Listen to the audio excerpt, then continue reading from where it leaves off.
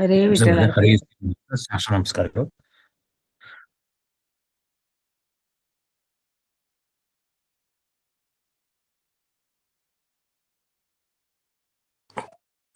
ನಮಸ್ಕಾರ ಗುರುಗಳಿಗೆ. ನಮಸ್ಕಾರ. ಹರೇ ನಮಸ್ಕಾರ ಗುರುಗಳಿಗೆ.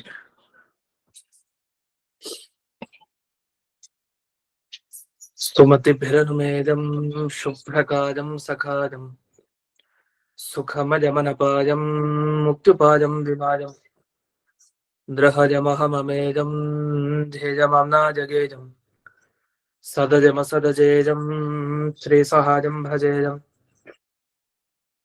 ಅಂಜನಾಸೂನು ಸಾನ್ನಿಧ್ಯ ದ್ವಿಜಯೇನ ವಿರಾಜಿತಂ ಅಜಿತಪ್ರೀತಿಜನಕಂ ಭಜೇಹಂ ವಿಜಯಧ್ವಜಂ ತಪಸ್ವಾಧ್ಯಾಯ ಶುಶ್ರೂಷಾ ಕೃಷ್ಣ ಪೂಜಾರತಂ ಮುನಿಂ ವಿಶ್ವೇಶಮಿಷ್ಟದಂ ವಂದೇ ಪರಿವ್ರಾಟ್ ಚಕ್ರವರ್ತಿನಂ. ಶ್ರೀ ಗುರುಭ್ಯೋ ನಮಃ. ಹರಿ ಓಂ. ಜನ್ಮಾದ್ಯಸ್ಯ ಜತೋನ್ಮಜಾದಿತರತಶ್ಚಾರ್ಥೇಷ್ವಭಿಘ್ನಸ್ವರಾಟ್ ತೇನೇ ಬ್ರಹ್ಮ ಹೃದಯ ಆದಿಕವಜೆ ಮುಹ್ಯಂತಿ ಯಂ ಸೂರಯಃ ತೇಜೋ ವಾರಿಮೃತಾಂ ಯಥಾ ವಿನಿಮಯೋ ಯತ್ರ ತ್ರಿಸರ್ಗೋ ಮೃಷಾ ಧಾಮ್ನಾ ಸ್ವೇನ ಸದಾ ನಿರಸ್ತಕುಹಕಂ ಸತ್ಯಂ ಪರಂ ಧೀಮಹಿ. ಓಂ ಸ್ವಸ್ತ್ಯಸ್ತು ಸತಾಂ ಅಶೇಷ ಸನ್ಮಂಗಲಾನಿ ಭವಂತು. ಸಮ್ಯಕ್ ಶ್ಲೋಕೈಕ ಶ್ರವಣ ಪಠನ ಮಾತ್ರೇಣ ವಕ್ತುಶ್ಚ ಶ್ರೋತॄಣಾಂ ನಿಖಿಲ ಕಲಿಕೃತ ಕಲ್ಮಷ ಅಪನೋದನ ಪಡುತರೆ ಶ್ರೀಮದ್ಭಾಗವತೆ ಮಹಾಪುರಾಣೆ ತೃತೀಯ ಸ್ಕಂಧೆ ಸಪ್ತಮಾಧ್ಯಾಯೇ ಅದ್ಯ ಕಥಾನುವಾದೆ ಸತಿ ಕಿಂಚಿತ್ ಪೂರ್ವ ಕಥಾನುವಾದಃ.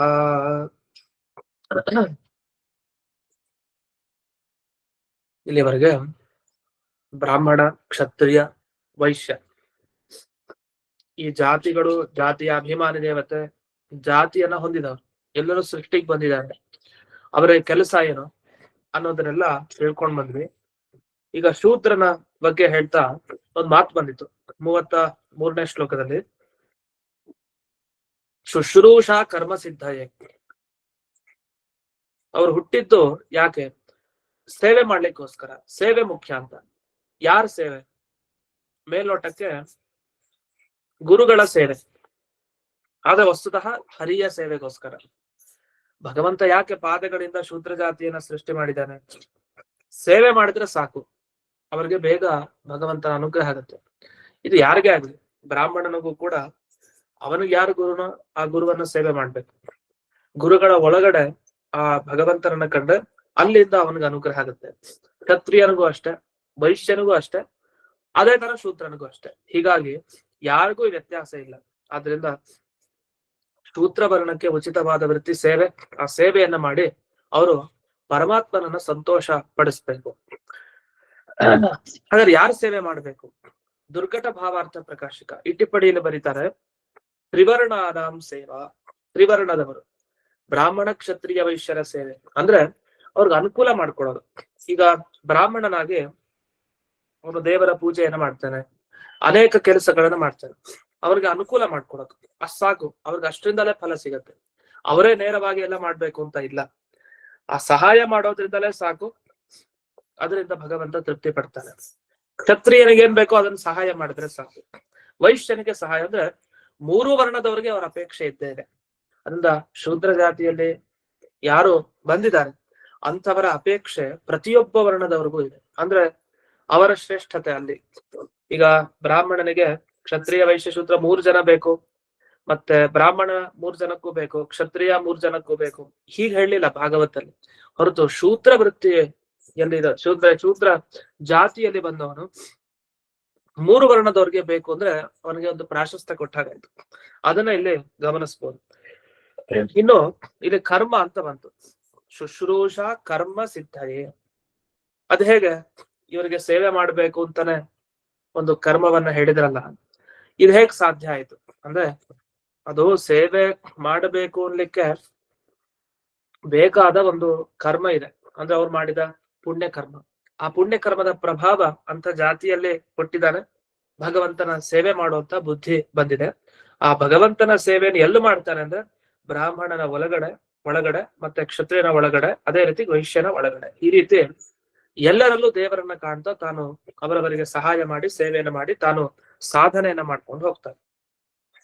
ಇಷ್ಟಾದ್ಮೇಲೆ ಒಂದು ಪ್ರಶ್ನೆ ಮಾಡ್ತಾನೆ, ಅಲ್ಲ, ಒಂದು ಸೇವೆಯಿಂದ ಈ ಶೂದ್ರ ಜನ್ಮ ಬರ್ಲಿಕ್ ಬೇಕಾದ ಒಂದು ಅದೃಷ್ಟ ಅದು ಸಾರ್ಥಕ ಆಯ್ತಾ? ಅಂದ್ರೆ ಒಂದು ಪುಣ್ಯದಿಂದಾಗಿ ಶೂದ್ರ ಜನ್ಮ ಬಂತು, ಆದ್ರೆ ಬರೀ ಸೇವೆ ಮಾಡೋದ್ರಿಂದಲೇ ಸಾಕ ಆ ಜನ್ಮ ಸಾರ್ಥಕ ಆಗ್ಬಿಡತ್ತ ಅಂದ್ರೆ ಹೌದು. ಯಾವ ರೀತಿ ಸೇವೆ ಮಾಡ್ಬೇಕು ಅಂದ್ರೆ ಭಾಗವತದಲ್ಲಿ ಉಪದೇಶ ಕೊಟ್ಟು ಯದ್ ವೃತ್ಯ ತುಷ್ಯತೆ ಹರಿಹಿ, ಆ ಸೇವಾ ವೃತ್ತಿಯಿಂದ ಭಗವಂತನೇ ಸಂತುಷ್ಟಗೊಳ್ತಾನೆ. ಭಗವಂತ ಏನ್ ಕೆಲಸ ಮಾಡಿಲ್ಲ, ಕೃಷ್ಣನಾಗಿ ತಾನು ಬ್ರಾಹ್ಮಣರ ಪಾದ ಪ್ರಕ್ಷಾಲನೆಯನ್ನ ಮಾಡಿದ, ಅನೇಕ ಕೆಲಸಗಳು ಮಾಡಿದಾನೆ ಕೃಷ್ಣ. ಅದಕ್ಕೆ ಒಂದು ಲಿಸ್ಟ್ ಇದೆ, ಅಷ್ಟಿದೆ. ಕೃಷ್ಣನೇ ದೇವರಾಗಿ ಸ್ವಯಂ ತಾನೇ ಮಾಡಿ ತೋರಿಸಿದ್ದಾರೆ ಅಂದ್ಮೇಲೆ ಅದನ್ ಮಾಡೋದ್ರಲ್ಲಿ ಮಿಕ್ಕಿದವರು ಯಾಕೆ ನಾವು ಮಾಡ್ಬೇಕಾ ಮಾಡ್ಬಾರ್ದ ಅಂತ ವಿಚಾರ ಮಾಡ್ಬೇಕು. ಎಲ್ಲಾ ವರ್ಣದವ್ರು ಮಾಡ್ಲೇಬೇಕು, ಕೃಷ್ಣನೇ ಮಾಡಿ ತೋರಿಸಿದಾನಲ್ಲ. ಆದ್ರಿಂದ ಅದು ಶುದ್ಧನಿಗೆ ಮಾತ್ರ ಅಂತಿಲ್ಲ, ಎಲ್ಲ ವರ್ಣದವ್ರಿಗಿದೆ. ವಿಶೇಷವಾಗಿ ಶುದ್ಧರಿಗೆ ಅಷ್ಟಿದ್ದಲೇ ಸಾಧನೆ ಅನ್ನುವ ದೃಷ್ಟಿಯಿಂದ ಇಲ್ಲಿ ಯದ್ವೃತ್ಯ ತುಷ್ಯತೆ ಹರಿಹಿ ಅನ್ನೋ ಮಾತನ್ನ ಮೈತ್ರೇಯರು ಯಾರಿಗೆ ಹೇಳ್ತಾ ಇದಾರೆ? ವಿದುರರಿಗೆ ಉಪದೇಶ. ವಿದುರರು ಅಂದ್ರೆ ದಾಸಿ ಪುತ್ರ, ಅವರೇನ್ ಬ್ರಾಹ್ಮಣ ಕ್ಷತ್ರಿಯ ವೈಶ್ಯರಲ್ಲಿ ಸೇರೋರಲ್ಲ ವಿದುರರು. ಅವರಿಗೆ ನೇರವಾಗಿ ಮೈತ್ರೇಯರು ಉಪದೇಶ ಕೊಡ್ತಾ ಇದ್ದಾರೆ. ಅಂತ ಮೈತ್ರೇಯರ ಉಪದೇಶ ನೇರವಾಗಿ ವಿದುರರಿಗೆ ಕೊಟ್ಟಾಗ ವಿದುರರು ಏನು ಮಾತಾಡ್ಲಿಲ್ಲ, ಯಾಕಂದ್ರೆ ಅವ್ರಿಗೆ ಅರ್ಥ ಆಯ್ತು ಇವ್ರ ಉಪದೇಶ ಎಷ್ಟ್ ಚೆನ್ನಾಗಿದೆ, ಈ ತರ ಮಾಡ್ಬೇಕಲ್ವಾ ಅಂತ. ಅಷ್ಟೇ ಅಲ್ಲ, ನಾರದರು ದಾಸಿ ಪುತ್ರರಾಗಿದ್ದಾಗಲೂ ಮಹಾತ್ಮರ ಋಷಿ ಮುನಿಗಳ ಸೇವೆ ಮಾಡಿ ಅವರು ದಿವ್ಯ ಜ್ಞಾನ ಪಡ್ಕೊಂಡ್ರು. ಇದರ ಸಾಕಷ್ಟು ಉದಾಹರಣೆಗಳನ್ನ ನಾವು ನೋಡ್ಬಹುದು. ಅಷ್ಟೇ ಅಲ್ಲ, ರಾಮಾಯಣ ಕಾಲದಲ್ಲೂ ಅನೇಕ ದೃಷ್ಟಾಂತಗಳನ್ನ ನಾವು ನೋಡಬಹುದು. ಶಬರಿ ಇತ್ಯಾದಿ ಪ್ರತಿಯೊಬ್ಬರು ಕೂಡ ಬೇಗ ಭಗವಂತನ ಅನುಗ್ರಹಕ್ಕೆ ಪಾತ್ರರಾದ್ರು, ತುಂಬಾ ಕಷ್ಟ ಪಡ್ಲಿಲ್ಲ. ಅವ್ರ ಸಾಧನೆ ಅಷ್ಟು ಬೇಗ ಮುಗಿದು ಹೋಗ್ಬಿಡತ್ತೆ, ಅದು ಅವರ ವಿಶೇಷ.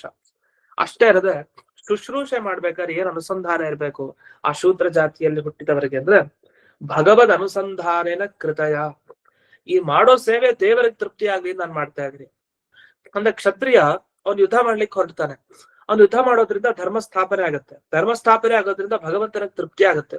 ಈ ತೃಪ್ತಿಗೆ ಶೂದ್ರನಾದವನು ಕ್ಷತ್ರಿಯನಿಗೆ ಸಹಾಯ ಮಾಡ್ಬೇಕು. ಅದ್ ಯಾವ ತರ ಸಹಾಯ ಕ್ಷತ್ರಿಯನಿಗೆ ಬೇಕು ಅಂತ ಸಹಾಯವನ್ನ ಆ ಶೂದ್ರನಿಂದ ಆ ಕ್ಷತ್ರಿಯ ಸ್ವೀಕರಿಸ್ತಾರೆ. ಅದು ಕೊನೆಗೆ ಎಲ್ಲಿಗೆ ಮುಟ್ಟತ್ತೆ? ಧರ್ಮ ಸಂಸ್ಥಾಪನೆಗೆ ಮುಟ್ಟಿ ಭಗವಂತನಿಗೆ ಪ್ರೀತಿ ಆಗತ್ತೆ. ಆದ್ರಿಂದ ಶೂದ್ರ ಜಾತಿ ಉತ್ಪನ್ನನಾದ ವ್ಯಕ್ತಿ ತಾನೇನ್ ಯೋಚನೆ ಮಾಡ್ಬೇಕು ಅಂದ್ರೆ ನಾನ್ ಮಾಡೋ ಸಹಾಯ ಅದು ದೇವರ ಕರ್ಮಕ್ಕೆ ವಿನಿಯೋಗ ಆಗ್ತಾ ಇದೆ, ಆದ್ರಿಂದಾಗಿ ಅದು ಸಾರ್ಥಕ ಆಗಿದೆ ಅಂತ. ಇಷ್ಟು ಮಾಡಿದ್ರೆ ಸಾಕು. ಏನಂತ? ಅವನು ಜನ್ಮವನ್ನ ಸಫಲವನ್ನಾಗಿ ಮಾಡ್ಕೊಂಡ ಅಂತ ಅರ್ಥ.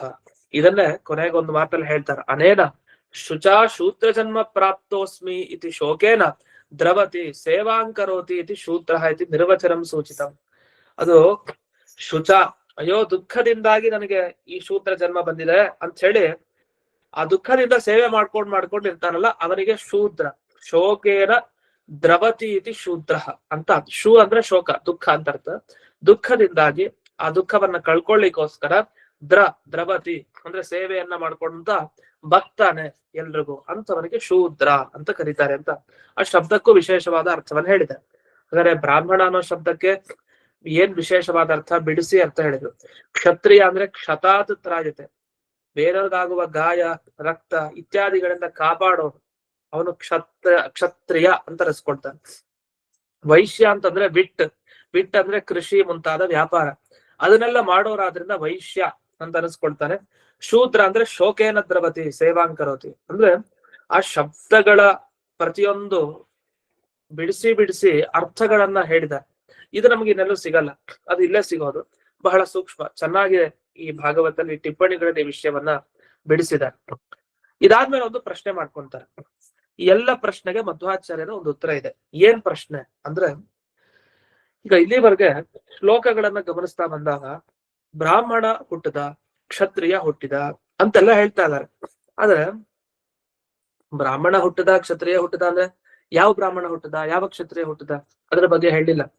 ನೀವು ಶ್ಲೋಕವನ್ನ ತೆಗೆದಾಗ ಸಿಗತ್ತೆ, ಬ್ರಾಹ್ಮಣ ಅಜಾಯತ ಹುಟ್ಟಿದ, ಕ್ಷತ್ರಿಯ ಅಜಾಯತ ಹುಟ್ಟಿದ. ಯಾವ ಬ್ರಾಹ್ಮಣ ಯಾವ ಕ್ಷತ್ರಿಯ ಅವನ ಹೆಸರೇನು? ರಾಮನ ಕೃಷ್ಣನ ಏನು ಅವನ ಹೆಸರು? ಅದಕ್ಕೆ ಹೇಳ್ತಾರೆ ಬೇರೆ ಯಾವ ವ್ಯಾಖ್ಯಾನಕಾರರು ಉತ್ತರ ಕೊಡ್ಲಿಲ್ಲ ಅಂತ ಈ ಪ್ರಶ್ನೆಗೆ. ಯಾಕಂದ್ರೆ ಯಾವ ಬ್ರಾಹ್ಮಣ ಯಾವ ಕ್ಷತ್ರಿಯ ಅಂತ ತಲೆ ಕೆಡಿಸ್ಕೊಂಡು ಕೂತಿದ್ರಂತೆ. ಯಾಕೆಂದ್ರೆ ಈಗ ಒಂದೇ ಬ್ರಾಹ್ಮಣ ಶಬ್ದ ಬಳಸಿರೋದು, ಒಬ್ಬನೇ ಬ್ರಾಹ್ಮಣ ಬಂದ ಅಂತಲ್ಲ. ಪರಮಾತ್ಮನ ಅನುಗ್ರಹದಿಂದ ಬ್ರಹ್ಮದೇವರ ಆ ಒಂದೊಂದು ಶರೀರದ ಭಾಗದಿಂದ ಇಡೀ ಬ್ರಾಹ್ಮಣ ಸಮುದಾಯ ಹುಟ್ಟಿತು, ಇಡೀ ಕ್ಷತ್ರಿಯ ಸಮುದಾಯ, ಇಡೀ ವೈಶ್ಯ, ಇಡೀ ಶೂದ್ರ ಸಮುದಾಯ ಹುಟ್ಟಿತು. ಒಂದೇ ಸಲಿ ಅಷ್ಟು ಬ್ರಾಹ್ಮಣರು ಹುಟ್ಲಿಕ್ಕೆ ಹೇಗೆ ಸಾಧ್ಯ? ಒಬ್ಬೊಬ್ನೇ ಹುಟ್ಟಾ ಹೋಗ್ಬೇಕು ಕ್ರಮವಾಗಿ ಸೃಷ್ಟಿ. ಹಾಗಾಗಿ ಇಲ್ಲಿ ಸೃಷ್ಟಿಯನ್ನ ಮಾಡ್ತಾ ಎಲ್ಲಾ ಬ್ರಾಹ್ಮಣರು ಎಲ್ಲಾ ಕ್ಷತ್ರಿಯರು ಒಟ್ಟಿಗೆ ಹುಟ್ಟೋದು ಅಂತ ಒಂದು ಮಾತು ಬಂದಿದೆ. ಅದು ಹೆಂಗ್ ಸಾಧ್ಯ? ಆದ್ರಿಂದ ಬೇರೆಯವರೆಲ್ಲ ಏನ್ ಮಾಡಿದ್ರು ಅಂದ್ರೆ ಈ ಭಾಗವನ್ನ ಮರೆ ಮಾಚ್ಕೊಂಡು ಮುಂದಕ್ಕೆ ಹೊಟ್ಟೋಗ್ಬಿಟ್ರು, ಏನಕ್ಕೆ ಅರ್ಥ ಗೊತ್ತಾಗ್ಲಿಲ್ಲ ಅಂತ ಮುಂದಕ್ಕೆ ಹೋಗ್ಬಿಟ್ರು. ಆದ್ರೆ ಆಚಾರ್ಯರು ಮಾತ್ರ ಅದಕ್ಕೆಲ್ಲ ವ್ಯಾಖ್ಯಾನ ಮಾಡಿರೋದು, ಮತ್ತಿನ್ನು ಯಾವ ವ್ಯಾಖ್ಯಾನಕಾರರು ಇದಕ್ಕೆ ವ್ಯಾಖ್ಯಾನ ಮಾಡಿಲ್ಲ. ಒಂದು ಇನ್ನೊಂದು ಪ್ರಶ್ನೆಯಲ್ಲಿ ಏನ್ ಬಂದಿದೆ, ಬ್ರಾಹ್ಮಣನ ಉತ್ಪತ್ತಿಯನ್ನ ಹೇಳಿದರೆ ಭಗವತಃ ಭಗವತಃ ಅಂತ ಪದೇ ಪದೇ ಹೇಳ್ತೀವಿ. ದೇವರಿಂದಲೇ ಸೃಷ್ಟಿಯಾಗಿತ್ತು.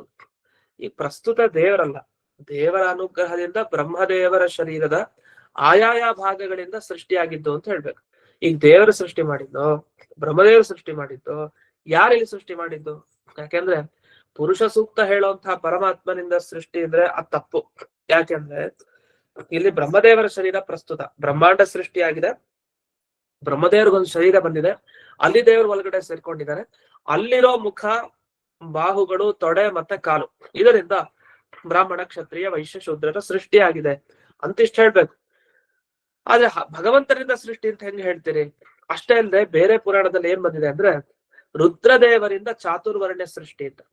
ಭಗವದ್ಗೀತೆಯಲ್ಲಿ ವಸ್ತುತಃ ಮಾತಿದೆ, ಚಾತುರ್ವರ್ಣ್ಯ ಮಯಾ ಸೃಷ್ಟಂ ಗುಣ ಕರ್ಮ ವಿಭಾಗಶಃ ತಸ್ಯ ಕರ್ತಾರಂ ಅಭಿಮಾನ್ ಅಂತ ಹೇಳಿ ಪರಮಾತ್ಮನೇ ಹೇಳೋ ಮಾತು.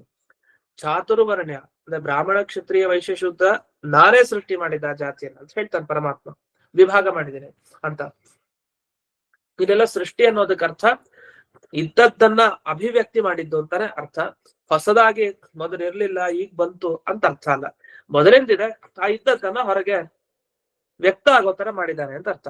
ಆದ್ರೆ ಸಾಕ್ಷಾತ್ ದೇವರೇ ಒಪ್ಪಿಕೊಂಡಿದ್ದಾಗ ಇಲ್ಲಿ ಬ್ರಹ್ಮದೇವರ ಶರೀರದ ಆಯಾಯ ಭಾಗಗಳಿಂದ ಸೃಷ್ಟಿ ಆಯ್ತು ಅಂತ ಹೆಂಗ್ ಕೂಡ್ಸೋದು? ಇದು ಒಂದು ಪ್ರಶ್ನೆ. ಇನ್ನೊಂದು, ರುದ್ರದೇವರಿಂದ ಚಾತುರ್ವರ್ಣದ ಸೃಷ್ಟಿ ಅಂತ ಬೇರೆ ಪುರಾಣದಲ್ಲಿದೆ. ಇನ್ನು ಕೆಲವು ಪುರಾಣ ತೆಗೆದ್ರೆ ವಾಯುದೇವರಿಂದ ಚಾತುರ್ವರ್ಣದ ಸೃಷ್ಟಿ ಅಂತಿದೆ. ಮತ್ ಈಗ ಯಾರು ಮಾಡಿದ್ದೀಗ? ಪರಮಾತ್ಮ ಪುರುಷ ಆ ವಿಷ್ಣು ಮಾಡಿದ್ನೋ, ಅಥವಾ ಪುರುಷ ಅನ್ನೋ ಹೆಸರನ್ನ ಬ್ರಹ್ಮದೇವರು ಮಾಡಿದ್ರ, ರುದ್ರದೇವರು ಮಾಡಿದ್ರ, ವಾಯುದೇವರು ಮಾಡಿದ್ರ? ಎಲ್ಲ ಪ್ರಶ್ನೆಗಳು ಬರುತ್ತೆ, ಇದಕ್ಕೆ ಉತ್ತರ ಕೊಡ್ಲಿಲ್ಲ ಬೇರೆ ವ್ಯಾಖ್ಯಾನಕಾರರು. ಹಾಗಾದ್ರೆ ಬೇರೆ ಪುರಾಣದಲ್ಲಿ ಬಂದ ವಿಷಯಕ್ಕೆ ವಿರೋಧ ಪರಿಹಾರ ಮಾಡ್ಲಿಲ್ಲ. ಮತ್ತೆ ಬ್ರಾಹ್ಮಣ ಅಂತಂದ್ರೆ ಒಟ್ಟಿಗೆ ಎಲ್ಲಾ ಬ್ರಾಹ್ಮಣರು ಹೇಗೆ ಹುಟ್ಲಿಕ್ಕೆ ಸಾಧ್ಯ ಇಲ್ಲ, ಅದಕ್ ಮೌನ, ಆ ಶಬ್ದಕ್ಕೆ ಅರ್ಥನೇ ಹೇಳಿಲ್ಲ, ಮುಂದಕ್ಕೆ ಹೊರಟೋದ್ರು. ಎಲ್ಲಾ ಪ್ರಶ್ನೆಗಳಿಗೆ ಉತ್ತರ ಕೊಡ್ಲಿಕ್ಕೆ ಆಚಾರ್ಯರು ಒಂದು ಷಾಡ್ಗುಣ್ಯ ಅಂತ ಗ್ರಂಥದ ಉಲ್ಲೇಖ ಮಾಡ್ತಾರೆ. ಷಾಡ್ಗುಣ್ಯ ಅಂತ ಅದ್ರ ಹೆಸರು. ಏನ್ ಬಂದಿದೆ ಅಂತ ನೋಡೋಣ. ಇದ್ರ ಅರ್ಥವನ್ನ ಕೆಲವು ನೋಡಿದೀವಿ, ಕೆಲವು ನೋಡಿಲ್ಲ. ಈ ಶ್ಲೋಕಗಳು ಬರೋದು, ಬ್ರಹ್ಮಾಭಿಮಾನೇತು ಭೃಗು ಅಜನಿ ಬ್ರಹ್ಮಣೋ ಮುಖ. ಬ್ರಹ್ಮದೇವರ ಮುಖದಿಂದ ಬ್ರಹ್ಮ ಜಾತಿಗೆ ಅಭಿಮಾನವನ್ನ ಹೊಂದಿರುವಂತಹ, ಅಂದ್ರೆ ನಿಯಾಮಕನಾಗಿ ಅನುಗ್ರಹ ಮಾಡುವಂತ ಭೃಗು ಋಷಿಗಳು ಬಂದಿದ್ದಾರೆ. ಇನ್ನು ಕ್ಷತ್ರಾಭಿಮಾನೀತು ಮನುಹು ಬ್ರಹ್ಮ ಬಾಹ್ವೋಹ ಅಜಾಯಿತ. ಆ ಬ್ರಹ್ಮದೇವರ ಬಾಹುಗಳಿಂದ ಕ್ಷತ್ರಿಯಕ್ಕೆ ಅಭಿಮಾನಿ ದೇವತೆಯಾದ ಮನು, ಸ್ವಯಂಭವ ಮನು ಸೃಷ್ಟಿಯಾಗಿದ್ದಾನೆ. ಊರ್ವೋಹ ಬಿಡಭಿಮಾನೀಚ ವಾಸ್ತು. ವಾಸ್ತು ದೇವತೆ ವೈಶ್ಯ ಜಾತಿಗೆ ಅಭಿಮಾನಿ ದೇವತೆ. ತೊಡೆಯಿಂದ ಅಂದ್ರೆ ಎರಡು ತೊಡೆಗಳಿಂದ ಸೃಷ್ಟಿಯಾಗಿದೆ. ಇನ್ನು ಪಾದಾತ ಕೃತಿಸ್ತಥ, ಪಾದದಿಂದ ಕೃತಿ ಅನ್ನುವ ಶೂದ್ರ ಜಾತಿಯ ಅಭಿಮಾನಿ ದೇವತೆ. ಹೀಗೆ ಪ್ರತಿಯೊಂದು ಜಾತಿಗೆ ಅಭಿಮಾನಿ ದೇವತೆಯ ಸೃಷ್ಟಿಯನ್ನು ಹೇಳಿದ್ದು. ಹಾಗಾದ್ರೆ ಹಿಂದಕ್ಕೆ ಎಲ್ಲೆಲ್ಲಿ ಒಬ್ಬ ಬ್ರಾಹ್ಮಣ ಹುಟ್ಟಿದ, ಒಬ್ಬ ಕ್ಷತ್ರಿಯ ಹುಟ್ಟಿದ ಅಂತ ಒಂದೇ ಅನ್ನೋ ಅರ್ಥ ಸಿಗತ್ತಲ್ಲ, ಬ್ರಾಹ್ಮಣ ಕ್ಷತ್ರಿಯ ಅಂತ. ಅದು ಜಾತಿಯನ್ನ ಹೇಳುವಂತ ಶಬ್ದ, ಅಥವಾ ಜಾತಿಗೆ ಅಭಿಮಾನಿ ದೇವತೆಯಾದ ವ್ಯಕ್ತಿಯನ್ನ ಹೇಳುವ ಶಬ್ದ. ಅವ್ರು ಒಂದೇ. ಬ್ರಾಹ್ಮಣರು ತುಂಬಾ ಇರ್ಬೋದು, ಅದೇ ಬ್ರಾಹ್ಮಣ ಜಾತಿ ಒಂದೇ, ಬ್ರಾಹ್ಮಣ ಜಾತಿ ಅಭಿಮಾನಿ ಒಂದೇ. ಹಾಗಾಗಿ ಅಭಿಮಾನಿ ಒಂದೇ ಆದ್ರಿಂದ, ಜಾತಿ ಒಂದೇ ಆದ್ರಿಂದ ಹಿಂದೆ ಏನ್ ಹೇಳಿದ್ರು ಅಂದ್ರೆ ಶ್ಲೋಕಗಳಲ್ಲಿ ಬ್ರಾಹ್ಮಣ ಹುಟ್ಟಿದ ಅಂದ್ರೆ ಬ್ರಾಹ್ಮಣ್ಯ ಜಾತಿ ವ್ಯಕ್ತ ಆಯ್ತು, ಬ್ರಾಹ್ಮಣ್ಯ ಜಾತಿ ಅಭಿಮಾನಿ ದೇವತೆ ಬಂದ ಅಂತ ಅರ್ಥ. ಇದನ್ನ ಬೇರೆ ವ್ಯಾಖ್ಯಾನಕಾರರು ಬರೀಲಿಲ್ಲ, ಗೊತ್ತಾಗದೆ ಮೌನವಾಗಿ ಮುಂದಕ್ಕೆ ಹೊರಟೋದು, ಅರ್ಥ ಬರೀಲಿಲ್ಲ. ಆದ್ರೆ ಆಚಾರ್ಯರು ಇದು ನಮ್ಗೆ ಕೊಟ್ಟ ಕೊಡುಗೆ ಒಂದು. ಇನ್ನು ಮುಂದಿಂದು ರುದ್ರದೇವರು, ವಾಯುದೇವರು ಮತ್ತೆ ಬ್ರಹ್ಮದೇವರು ಎಲ್ಲರೂ ಚಾತುರ್ವರ್ಣ ಸೃಷ್ಟಿ ಮಾಡ್ತಾರೆ ಅಂತ ಇದೆಯಲ್ಲ, ಆ ಬ್ರಾಹ್ಮಣ ಕ್ಷತ್ರಿಯ ವೈಶ್ಯ ವಿಭಾಗಕ್ಕೆ ಅವರು ಕಾರಣ ಅಂತ ಇದೆಯಲ್ವಾ ಅಂದ್ರೆ ಅದಕ್ಕೆ ಹೇಳ್ತಾರೆ ಏತೇ ಪೂರ್ವಂ ಹರೇರ್ಜಾತಾಹ ಬ್ರಹ್ಮಣಸ್ತದನಂತರಂ ಏವಂ ರುದ್ರಾಚ್ಚ ವಾಯೋಶ್ಚ ತದಂತಸ್ಥ ಹರೇರಿತಃ. ಮೊದಲು ಸೃಷ್ಟಿಯಾಗಿದ್ದ ದೇವರಿಂದಲೇ, ಪ್ರಥಮ ಸರ್ಜಕ ಅವನೇ. ಈ ತರದ ಒಂದು ವರ್ಣ ವಿಭಾಗ ಅದು ಪರಮಾತ್ಮನಿಂದಲೇ ಬಂದಿತ್ತು. ಅದಾದ್ಮೇಲೆ ಬ್ರಹ್ಮದೇವರು ಮಾಡಿದ್ರು ಅದೇ ವಿಭಾಗನ, ಅದಾದ್ಮೇಲೆ ರುದ್ರದೇವರು ಮಾಡಿದ್ರು, ಅದಾದ್ಮೇಲೆ ವಾಯುದೇವರು ಮಾಡಿದ್ರು. ಇದೇಗಾಯ್ತು? ಒಂದು ಗ್ರಂಥ ವೇದವನ್ನು ಯಾರು ಮೊದಲು ಉಪದೇಶ ಕೊಟ್ರು? ಪರಮಾತ್ಮ. ಆಮೇಲೆ ಯಾರು ಕೊಟ್ರು? ಬ್ರಹ್ಮದೇವರು. ಆಮೇಲೆ ಯಾರು ಕೊಟ್ರು? ವಾಯುದೇವರು. ಆಮೇಲೆ ಯಾರು ಕೊಟ್ರು? ರುದ್ರದೇವರು. ಆಮೇಲೆ ಇಂದ್ರದೇವರು. ಎಲ್ರೂ ಬರ್ತಾರೆ. ಹಾಗಾದ್ರೆ ವೇದೋಪದೇಶ ಮಾಡಿದ್ಯಾರು? ದೇವ್ರು ಮಾತ್ರ ವೇದೋಪದೇಶ ಮಾಡಿದ್ದು ಅಲ್ಲ. ವೇದ ಉಪದೇಶ ಮಾಡಿದ್ ಬೇರೆಯವರು ಇದಾರಲ್ಲ ಬೇಕಾದಷ್ಟು ಜನ, ಅದ್ರಲ್ಲಿ ಏನು ವಿರೋಧ ಇದೆ? ಮಾಡ್ಲಿ ಬಿಡಿ ಉಪದೇಶ. ಮೊದಲು ಪರಮಾತ್ಮ ಮಾಡಿತ್ತು, ಆಮೇಲೆ ಮಿಕ್ಕಿದವ್ರು ಮಾಡಿದ್ದು. ಬ್ರಹ್ಮದೇವ್ರು ಮಾಡ್ಲಿ, ರುದ್ರದೇವರು, ಇಂದ್ರದೇವ್ರು ಮಾಡ್ಲಿ, ತಪ್ಪಿಲ್ಲ. ಅದೇ ತರ ವರ್ಣಗಳ ಸೃಷ್ಟಿ ಮಾಡಿದ್ದು ಪರಮಾತ್ಮ, ಒಪ್ಕೊಳ್ತೀವಿ, ಹೌದು. ಆದ್ರೆ ಮೊದಲು ಮಾಡಿದ್ ಪರಮಾತ್ಮನೇ. ಅದಾದ್ಮೇಲೆ ಬ್ರಹ್ಮದೇವರು ವರ್ಣಗಳ ವಿಭಾಗ ಮಾಡಿದ್ರು, ರುದ್ರದೇವರು ಮಾಡಿದ್ರು, ವಾಯುದೇವರು ಮಾಡಿದ್ರು, ಆಮೇಲೆ ರುದ್ರದೇವರು ಮಾಡಿದ್ರು. ಹೀಗೆ ಎಲ್ಲಾ ಕಡೆ ವರ್ಣ ವಿಭಾಗ ಮಾಡಿದ್ ಯಾರು? ಅವ್ರವ್ರೆ. ಮೂಲ ಫಸ್ಟ್ ಮಾಡಿದ್ದು ಪರಮಾತ್ಮ ಅಂತ ಒಂದು ಅರ್ಥ. ಮತ್ತೊಂದು ಅರ್ಥ, ಎಲ್ಲರ ಒಳಗಡೆ ನಿಂತು ತಾನೇ ಮಾಡಿದ್ದು ಅಂತ. ಹಾಗಾಗಿ ಪ್ರತಿಯೊಂದು ಕಡೆನೂ ಅನುವ್ಯಾಖ್ಯಾನದಲ್ಲಿ ಆಚಾರ್ಯರು ಹೇಳ್ತಾರೆ ಏನು, ತತ್ರ ತತ್ರ ಸ್ಥಿತೋ ವಿಷ್ಣು ತತ್ತತ್ ಶಕ್ತಿ ಪ್ರಬೋಧಯನ್ ಏಕ ಏವ ಮಹಾಶಕ್ತಿ ಕುರುತೆ ಸರ್ವಂ ಅಂಜಸ. ಎಲ್ಲಾ ವಸ್ತುಗಳಲ್ಲಿ ದೇವರೇ ಇರ್ತಾರೆ. ತತ್ರ ತತ್ರ ಸ್ಥಿತ ವಿಷ್ಣು, ಅಲ್ಲಲ್ಲಿ ಅಂದ್ರೆ ಪ್ರತಿಯೊಂದು ವಸ್ತುಗಳ ಒಳಗಡೆ ದೇವರಿದ್ದಾನೆ. ತತ್ತತ್ ಶಕ್ತಿ ಪ್ರಬೋಧಯನ್, ಆ ವಸ್ತುಗಳಲ್ಲಿ ಶಕ್ತಿಯನ್ನ ಉದ್ಬೋಧನೆ ಮಾಡ್ತಾರೆ. ಅಂದ್ರೆ ಎಲ್ಲ ಮಲ್ಕೊಂಡ್ಬಿಟ್ಟಿರುತ್ತಂತೆ, ಇಂದ್ರಿಯಗಳು ಕೆಲಸ ಮಾಡ್ತಾ ಇರಲ್ಲ. ಕೇಳಿಸ್ಕೊಳ್ಳೋ ಶಕ್ತಿ, ನೋಡೋ ಶಕ್ತಿ, ಹಾಡೋ ಶಕ್ತಿ, ಮಾತಾಡೋ ಶಕ್ತಿ, ಪ್ರತಿಯೊಂದು ಶಕ್ತಿಗಳನ್ನ ಆ ಭಗವಂತನ ಪ್ರತಿಯೊಬ್ಬರಿಗೂ ಕೂಡ ಹೊರಗೆ ಬರುವಂತೆ ಮಾಡ್ತಾನೆ. ಏಕ ಏವ ಮಹಾಶಕ್ತಿ, ಜಗತ್ನಲ್ಲಿ ಎಲ್ಲಾ ಪದಾರ್ಥಗಳಿಗೆ ಪ್ರೇರಣೆ ನೀಡುವಂತ ಶಕ್ತಿ ಅಂದ್ರೆ ಅದು ಒಂದೇ ಇರೋದು, ಅದು ದೇವರ ಶಕ್ತಿ ಮಾತ್ರ. ಕುರುತೆ ಸರ್ವಂ ಅಂಜಸ, ಎಲ್ಲ ಚೆನ್ನಾಗಿ ಮಾಡತ್ತೆ ಅಂತ. ಅದರಿಂದ ಅತೀಂದ್ರಿಯವಾದ ಒಂದೇ ಒಂದು ಶಕ್ತಿ ಇಡೀ ಜಗತ್ತನ್ನ ನೋಡ್ತಾ ಇದೆ, ಇಡೀ ಜಗತ್ತನ್ನ ನಡೆಸ್ತಾ ಇದೆ. ಅದೇ ಆ ಭಗವಂತನ ವಿಷ್ಣುವಿನ ಶಕ್ತಿ ಅಂತ ಹೇಳಿ ಆ ಶ್ಲೋಕದಲ್ಲಿ ಬರುತ್ತೆ. ಇಲ್ಲೂ ಬ್ರಹ್ಮದೇವರ ಒಳಗಡೆ ನಿಂತು ಆ ಪರಮಾತ್ಮನೇ ಹರಿಯೇ ಬ್ರಾಹ್ಮಣ ಕ್ಷತ್ರಿಯ ವೈಶ್ಯಾದಿ ವಿಭಾಗ ಕರ್ತನಾದ.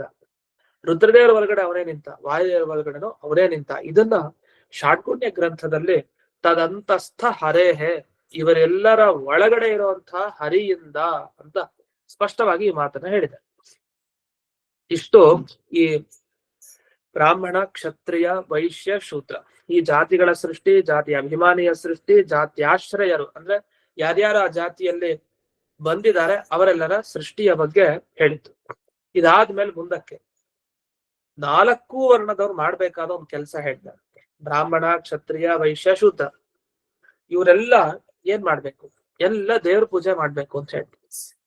ದೇವ್ರ ಪೂಜೆ ಯಾಕೆ ಮಾಡ್ಬೇಕು? ದೇವ್ರಿಗೆ ಸಂತೋಷ ಆಗ್ಲಿಕ್ಕೆ ಮಾಡ್ಬೇಕು.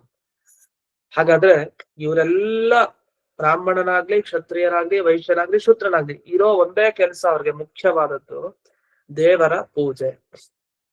ಹಾಗಾದ್ರೆ ಎಲ್ಲರೂ ದೇವ್ರ ಪೂಜೆ ಮಾಡ್ಬೇಕು. ಹಾಗಾದ್ರೆ ಬ್ರಾಹ್ಮಣ ಮಾಡೋ ತರ ಕ್ಷತ್ರಿಯ ಮಾಡ್ಬೇಕು, ಕ್ಷತ್ರಿಯ ಮಾಡೋ ತರ ವೈಶ್ಯ ಮಾಡೋ ತರ ಶೂದ್ರ. ಹಾಗಾದ್ರೆ ಎಲ್ರೂ ವೇದ ಮಂತ್ರ ಹೇಳ್ಬೇಕು, ಎಲ್ರೂ ಮಾಡ್ಬೇಕು.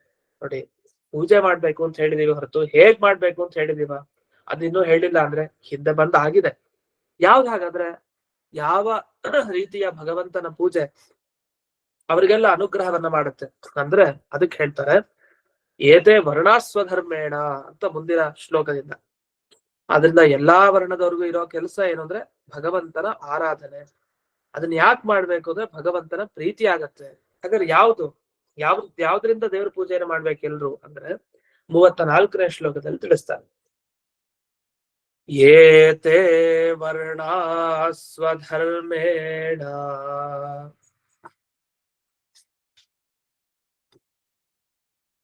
ಯಜಂತೆ ಸ್ವಗುರುಂ ಹರಿಂ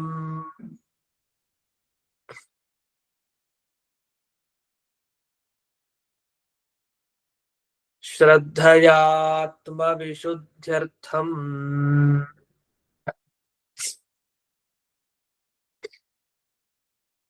ಯಜ್ಜಾತಾ ಸಹ ವೃತ್ತಿಭಿಃ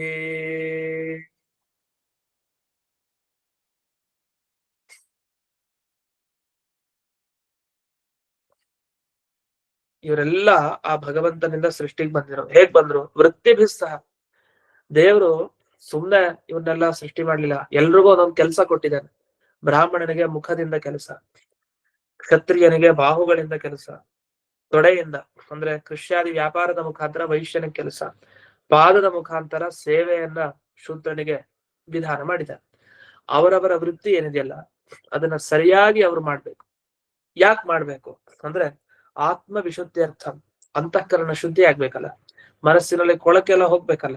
ಅದಕ್ಕೋಸ್ಕರ ತಮ್ಮ ವೃತ್ತಿ ಏನಿದೆಯೋ ಆ ವೃತ್ತಿಗೆ ಅನುಗುಣವಾಗಿ ತಾವು ಕೆಲಸ ಮಾಡ್ಬೇಕು. ಆಗ ಅಂತಃಕರಣ ವಿಶುದ್ಧಿ ಚೆನ್ನಾಗಿ ಶುದ್ಧ ಆಗತ್ತೆ. ಅವಾಗೇನು? ಶ್ರದ್ಧೆಯ ಸ್ವಗುರುಂ ಹರಿಂ ಸ್ವಧರ್ಮೇಣ ಇದಂತೆ. ಪ್ರತಿಯೊಬ್ಬರೂ ಶ್ರದ್ಧೆಯಿಂದ ತಮ್ಮ ಗುರುವಾದವನನ್ನ ತಮ್ಮ ಧರ್ಮದ ಮುಖಾಂತರ ಪೂಜಿಸ್ಬೇಕು. ಅದೇ ಗಮನಿಸಿ, ಆಕ್ಷೇಪ ಏನ್ ಬರುತ್ತೆ? ಶೂದ್ರ ಬ್ರಾಹ್ಮಣನ್ ಪೂಜೆ ಮಾಡ್ತಾ ಇರ್ಬೇಕು ಕೊನೆಯವರೆಗೂ.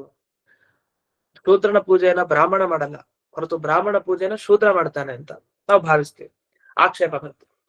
ಇಲ್ಲ, ಕ್ಷತ್ರಿಯನಾದವನ್ ಬ್ರಾಹ್ಮಣನ ಪೂಜೆ ಮಾಡ್ಬೇಕು, ಬ್ರಾಹ್ಮಣ ಕ್ಷತ್ರಿಯನ್ ಪೂಜೆ ಮಾಡ್ತಾನ? ಇಲ್ಲ, ಬ್ರಾಹ್ಮಣ ವೈಶ್ಯನ್ ಪೂಜೆ ಮಾಡ್ತಾನ? ಈ ತರದ ಆಕ್ಷೇಪಗಳಿದೆ. ಆದ್ರೆ ಭಾಗವತ ಏನು ಹೇಳ್ತಾರೆ ಈ ಶ್ಲೋಕದಲ್ಲಿ ಸ್ಪಷ್ಟವಾಗಿ, ಈ ಎಲ್ಲಾ ವರ್ಣಾಶ್ರಮದವರು, ಅವನು ಅಂತಲ್ಲ, ಎಲ್ರಿಗೂ ಕೂಡ ಗುರು ಯಾರು? ಸ್ವಗುರು ಯಾರು ಅಂದ್ರೆ ಸ್ವಗುರುಂ ಹರಿಂ ಅಂತ ಹೇಳಿದ್ದಾರೆ ಸ್ಪಷ್ಟ. ಇವ್ರಿಗೆಲ್ಲರಿಗೂ ಗುರು ಅಂದ್ರೆ ಅದು ದೇವರೇ. ದೇವರನ್ನ ಶ್ರದ್ಧೆಯಿಂದ ನಿಮ್ಮ ನಿಮ್ಮ ಕರ್ಮಗಳ ಮುಖಾಂತರ ಪೂಜಿಸೋದೆ. ಅದಕ್ಕೆ ಒಂದೊಂದು ಕೆಲಸ ಕೊಟ್ಟಿದ್ದಾನೆ ದೇವರು. ಆ ಕೆಲಸ ನಮ್ಗೆ ಇಷ್ಟ ಇಲ್ಲ ಅಂತ ಹೇಳೋಂಗಿಲ್ಲ. ಯಾಕೆಂದ್ರೆ ಆ ಕೆಲಸ ದೇವ್ರೆ ಅವರವರಿಗೆ ಯೋಗ್ಯತೆಯನ್ನು ನೋಡಿ ತಕ್ಕ ಹಾಗೆ ಅವರಿಗೆ ಕೆಲಸ ಕೊಟ್ಟಿದ್ರಿಂದ ಅದನ್ನ ಮಾಡಿದ್ರೆ ಒಬ್ಬ ಶ್ರದ್ಧೆಯಿಂದ ದೇವರ ಅನುಗ್ರಹ ಆಗ್ಬಿಡತ್ತೆ ಅವ್ರಿಗೆ. ಯಾಕೆ? ದೇವರೇ ಸೃಷ್ಟಿ ಮಾಡಿದ್ದಲ್ಲ, ಸ್ಪಷ್ಟವಾಗಿ ಭಾಗವತಲ್ಲಿದೆ. ಹಾಗಾಗಿ ಎಲ್ಲರಿಗೂ ಗುರು ಅಂದ್ರೆ ನಿಜವಾಗಿ ಯಾರು? ಅದು ಭಗವಂತನೇ. ಅವನ್ ಗುರು ಅಂತ ಅಷ್ಟೇ ಅಲ್ವಂತೆ. ಇವ್ರು ಇನ್ನೂ ಅನೇಕ ಧರ್ಮಗಳನ್ನು ಹೇಳ್ತಾರೆ. ಗುರು ಅಷ್ಟೇ ಅಲ್ಲ, ಅವನೇ ತಂದೆ, ಅವನೇ ತಾಯಿ, ಅವನೇ ಇಷ್ಟ ದೇವತೆ, ಅವನೇ ಸ್ವಾಮಿ. ಎಲ್ಲಾ ಕಾರಣದಿಂದ ಅವನನ್ನು ಗುರು ಅಂತ ಕರೆದಿರೋರು. ಗುರು ಅಂದ್ರೆ ಗೌರವವನ್ನು ಹೊಂದಿರೋನ್ ಗುರು. ಗೌರವ ಅಂತಂದ್ರೆ ಗುರು ಭಾವ ಅಂತ ಹೇಳಿದ್ರು, ತುಂಬಾ ಭಾರ. ಗುರು ಅಂದ್ರೆ ಭಾರ, ಗೌರವ ಅಂದ್ರೆ ಭಾರತನ. ಆ ಭಾರತನವನ್ನು ಹೊಂದಿರೋನೇ ಗುರು. ಯಾಕೆ ಅಷ್ಟೊಂದು ಭಾರ ಇದೆ ದೇವರಲ್ಲಿ ಅಂದ್ರೆ, ಅವನು ಕೆಲವರಿಗೆ ತಂದೆ, ಕೆಲವರಿಗೆ ಗುರು, ಕೆಲವರಿಗೆ ಇಷ್ಟ ದೇವತೆ, ಕೆಲವರಿಗೆ ಸ್ವಾಮಿ, ಕೆಲವರಿಗೆ ಪತಿ. ಹೀಗೆ ಬೇಕಾದಷ್ಟು ಧರ್ಮ ಇದೆ ದೇವರಲ್ಲಿ. ನಿಜವಾಗಿ ಗುರು ಅಂದ್ರೆ ಅವನೊಬ್ನೇ. ಅಂಥ ಗುರುವನ್ನ ಸ್ವಧರ್ಮೇಣ ಯಜಂತೆ. ನಿಮ್ಮ ನಿಮ್ಮ ಕರ್ಮ, ನಿಮ್ಮ ನಿಮ್ಮ ವೃತ್ತಿ ಏನಿದೆ ಅದರ ಮುಖಾಂತರನೇ ಅವನ ಆರಾಧನೆಯನ್ನ ಮಾಡ್ಬೇಕು. ಅದರಿಂದ ಗುರುತ್ವಾತ್, ಇಷ್ಟ ದೇವತಾತ್ವಾತ್, ಸ್ವಾಮಿತ್ವಾತ್, ಪಿತೃತ್ವಾತ್ 4 ಹೇಳಿದ್ರು. ಅಷ್ಟೇ ಅಲ್ಲ, ಪತಿತ್ವಾಚ್ಚ ಅಂತ. ಅವನು ಪತಿ, ಎಲ್ಲರಿಗೂ ಸ್ವಾಮಿಯಾಗಿದ್ದಾನೆ. ಇಷ್ಟೆಲ್ಲ ಕಾರಣ ಇದ್ದಾಗ ಯಾರು ಏನೇ ಬಾಹುಗಳಿಂದ ಯುದ್ಧ ಮಾಡ್ಲಿ, ಅಥವಾ ಅವನು ವ್ಯಾಪಾರ ಮಾಡ್ಲಿ, ಇವನು ಇನ್ನೊಬ್ಬರ ಪಾದ ಸೇವೆ ಮಾಡ್ಲಿ, ಬ್ರಾಹ್ಮಣನ ಅದನ್ನು ಉಪದೇಶ ಕೊಡ್ಲಿ, ಏನ್ ಮಾಡಿದ್ರು ಅದು ದೇವರ ಒಂದು ಅನುಗ್ರಹಕ್ಕೆ. ಅವನೇ ಗುರು, ಅವನೇ ಇಷ್ಟ ದೇವತೆ ಅಂತೆಲ್ಲ ಮನಸ್ಸಿನ ಭಾವನೆಯಿಂದಲೇ ಎಲ್ಲ ಕೆಲಸ ಮಾಡೋದು. ಆದ್ರೆ ಇದನ್ ಮಾಡದೇ ಇದ್ರೆ ಆಗ ಅವನವನು ತನ್ನ ಜಾತಿಗೆ ಉಚಿತವಾದ ಕೆಲಸವನ್ನು ಮಾಡ್ಲಿಲ್ಲ ಅಂತ ಆಗುತ್ತೆ. ಆಗ ಅದಾಗ್ಬಾರ್ದು. ಆವಾಗ ಏನಾಯ್ತು? ದೇವರ ಅನುಗ್ರಹಕ್ಕೆ ಪಾತ್ರರಾಗಲ್ಲ.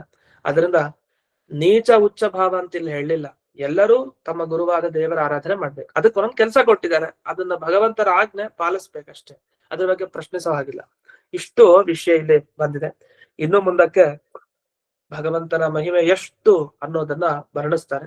ಅದನ್ನ ನಾಳೆ ಪಾಠ ಇರೋಲ್ಲ, ಪ್ರದೋಷ ಇದೆ, ನಾಡಿದ್ದು ಪಾಠ ಅಂತ ತಿಳಿಸ್ತಾ ಇಂದಿನ ಪಾಠವನ್ನ ಸ್ಮತ್ ಗುರುವಂತರ್ಗತ ವ್ಯಾಸತೀರ್ಥ ಗುರುವಂತರ್ಗತ ಭಾರತೀಯ ರಮಣ ಮುಖ್ಯ ಪ್ರಾಣಾಂತರ್ಗತ ಶ್ರೀ ಗೋಪಾಲಕೃಷ್ಣನಿಗೆ ಅರ್ಪಣೆ. ಶ್ರೀಕೃಷ್ಣ ಧನ್ಯವಾದ. ಧನ್ಯವಾದಗಳು. ಧನ್ಯವಾದ. ನಮಸ್ಕಾರ ಗುರುಗಳು. ನಮಸ್ಕಾರ ಆಚಾರ್ಯ.